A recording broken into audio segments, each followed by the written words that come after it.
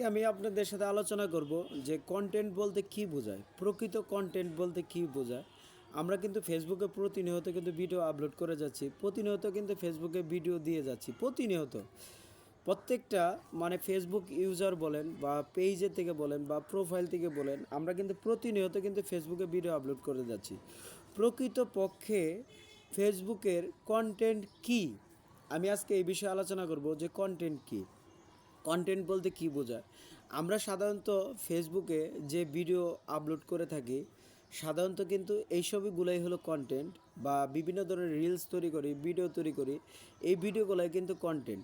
কিন্তু প্রকৃত কন্টেন্ট কী, প্রকৃত কন্টেন্ট সম্পর্কে আমি আজকে আলোচনা করব। প্রকৃত কন্টেন্ট বলতে কী বোঝায়। প্রকৃত কন্টেন্টগুলো এটাই, ওই কন্টেন্টগুলোকে বোঝায়, ওই ভিডিওগুলোকে বোঝায় যে ভিডিওর মধ্যে আপনি যেটা নিয়ে ভিডিও করেন না কেন, ভিডিওর মধ্যে দুইটা অপশন থাকে, একটা হলো সাবজেক্ট আর একটা হলো অবজেক্ট। সাবজেক্টটা হলো যে আপনি নিজে যে কন্টেন্ট তৈরি করলেন, আপনি নিজে হলে সাবজেক্ট, আর অবজেক্টটা হলো আপনি যে বিষয়বস্তুর উপর নিয়ে ভিডিও করলেন, ওই বিষয়বস্তুটাই হলো অবজেক্ট।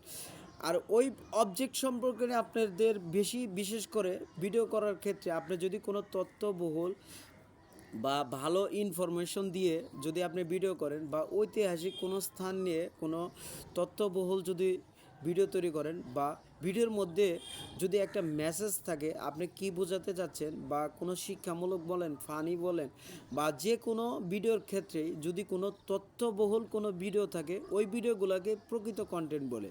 আর ফেসবুকে কিন্তু প্রকৃত কন্টেন্ট ক্রিয়েটর যারাই আছেন তারাই কিন্তু সফলতা অর্জন করতে পারে। আমরা অযথায় ভিডিও তৈরি না করে আমরা প্রকৃত কন্টেন্ট তৈরি করব। প্রকৃত কন্টেন্ট আমরা একজন আরেকজন যদি আপনার কন্টেন্টটা যদি দেখে, সে উপকৃত হবে। কিভাবে উপকৃত হবে?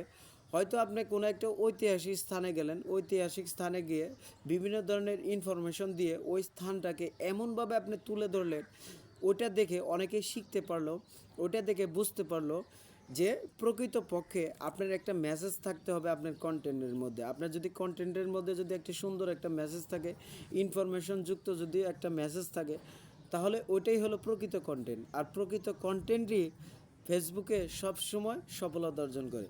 আপনারা কন্টেন্ট তৈরি করেন, প্রকৃত কন্টেন্ট তৈরি করেন, ভিডিও তৈরি করেন না, প্রকৃত কন্টেন্ট তৈরি করেন। আর প্রকৃত কন্টেন্টের পটভূমি হলো আপনাকে একটা সঠিক তথ্যবহুল একটা মেসেজ দিতে হবে, একটা শিক্ষামূলক একটা মেসেজ দিতে হবে।